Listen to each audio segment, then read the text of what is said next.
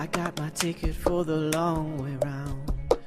2 bottles of whiskey for the way. And I sure would like some sweet company. And I'm leaving tomorrow, what do you say? When I'm gone, You're gonna miss me when I'm gone. You're gonna miss me by my hair. You're gonna miss me everywhere. Oh, you're gonna miss me when I'm gone.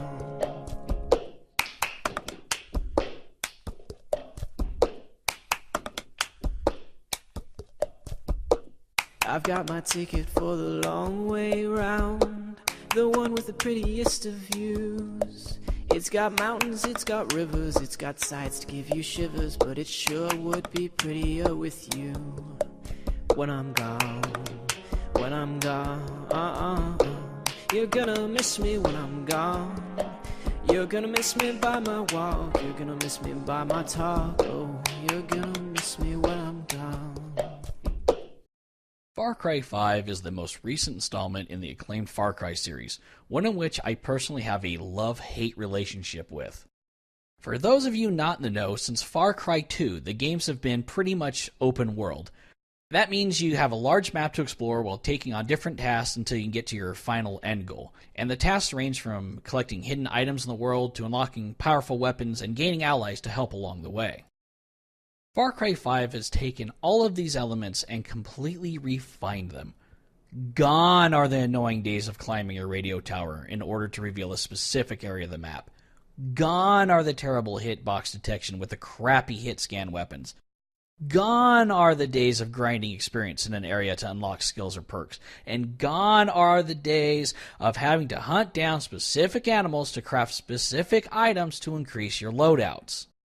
While nothing in Far Cry 5 is revolutionary, it certainly is evolutionary. As I said, the gunplay is great. Skinning animals and catching fish is now done for fun, or even just selling it for money. You only have to climb one radio tower in the game, and the mission even pokes fun of itself as a series having done that. I know what you're thinking, and no. I ain't gonna have you climbing towers all over the county for me, so don't worry. Also, try not to fall from up there. The story of Far Cry 5 tasks you with killing Matthew McConaughey, Ryan Reynolds, Adam Dorsey, and Ellie Fanning. Okay, not really, but that's who these villains remind me of. You're going to go after the Seed family, who believe they are opening the seals spoken of in Revelation, bringing about the end of the world. Here's the thing. They're not exactly wrong in their views. They're wrong in their delivery of the message and wrong in the execution of their ideals, but let's just say you kind of proved them right during the actual game. No spoilers, don't worry. The writing in this game is good, but bad, all at the same time. And I'm gonna explain. The bad guys are perfectly presented by their voice actors, and the effects they are going for with each character is nailed. There's plenty of comedy from your companions, and I'll get to them later, but the writers don't know a fucking thing about law enforcement, guns, or military. Take this scene from the very beginning of the game before you actually get to play anything. Take our freedom. Take our faith. We will not let them. Sheriff, come on. Hold on, Marshal. We will not let their greed, or their immorality, or their depravity hurt us anymore. Sheriff. There will be no more suffering. No, fuck this. Joseph C. I have a warrant issued for your arrest on the suspicion of kidnapping with the intent to harm. Now, I want you to step forward and keep your hands where I can see them. On the suspicion of kidnapping. On the suspicion. Seriously? Suspicion? On the suspicion. They got a warrant on suspicion? Whatever. Also, your character is constantly called a rookie, but that's never explained. If they really are a true rookie, where's the field training officer, the FTO? Why is only one marshal present to serve this warrant? Why is it suspicion of kidnapping? On the suspicion of kidnapping. And not the ungodly amount of fully automatic weapons and explosives this cult has? Then there's this comment by Joseph Seed. I was in Iraq during the first Gulf War. 82nd Airborne All-Americans, hoorah! Now, did you catch that? Anyone in the Army has. He's wearing an Army blouse with 82nd Airborne on his shoulder and says, hoorah, like a Marine. That's not appropriate. Why doesn't he say, hooah? He's not the only person to do it. There's another character later in the game who also keeps shouting hoorah, and it's annoying as hell because he was in the Air Force. Also, it's very obvious the writers didn't know how to get you back into the main plot. When you hit certain points in the game, I'm not 100% certain what the triggers are because it seems kind of random. You will be forced out of your fun and into a cutscene involving one of the Seed members depending on which region you're in. It doesn't matter if you're starting a new mission. It doesn't matter if you're in the air. It doesn't matter if you turned off the game and went to microwave a burrito. It's gonna force you into this. It's annoying, frustrating, and should have been handled better. Gunplay is tight and fun now. Thanks to an actual ballistic system instead of using hit scan, the guns are a lot more fun and you always feel like a badass. If you're not familiar with hit scan, let me explain.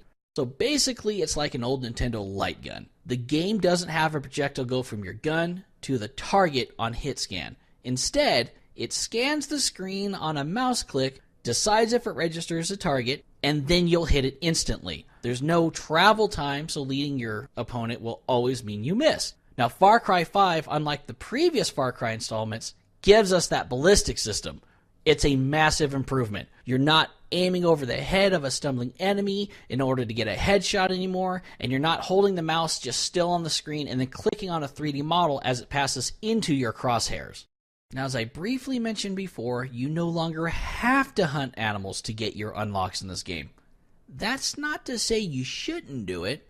As you play, you have several perk challenges to complete, and by doing so, you get perks so you can unlock what you want when you want to fit your playstyle, and this includes catching certain fish and hunting certain animals. I tend to play as a sniper, so being able to decide I want to be more sneaky and have less sway in a scope before unlocking bonuses to rocket launchers is a huge positive. You can now fly fish as well as hunt, and I've spent way too much time fishing because it's fishing. Now for the companions. There are plenty in this game, and it's both good and bad. It's good because the characters are well voiced, they have great interactions with each other, they're funny, they have great perks, but bad because there's a glitch which occurs making the characters repeat the same conversation over and over and over and over and over and over and over and over and over. And a lot of times they die to a tree farting, but they're not following you, so you actually have to go all the way back across the map or let them become unavailable for 5 to 6 minutes or so by letting them just die and choosing a new companion. Overall, the game is a lot of fun, but it is time-consuming. You're constantly being thrown new information on places to find stored goods, new missions, outposts to clear, and extremely annoying driving missions, which Ubisoft intentionally screwed up the controls with. I'm not kidding, and I hate it. But you only have to complete these missions once if you choose to even do it once. Final rating? I'm giving the game an 8. It's beautiful, the characters are interesting, the gunplay is improved. You can get even better graphics than what you're seeing on my review by playing in 4K, but I don't have a 4K monitor.